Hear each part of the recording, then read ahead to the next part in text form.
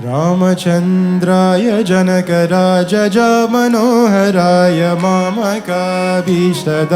महितमङ्गलम् रामचन्द्राय जनकराजमनोहराय मामकाभीष्टदाय महितमङ्गलम् कोसलेशाय मन्दहासदासपोषणाय वासवाय विनुतसत्वरा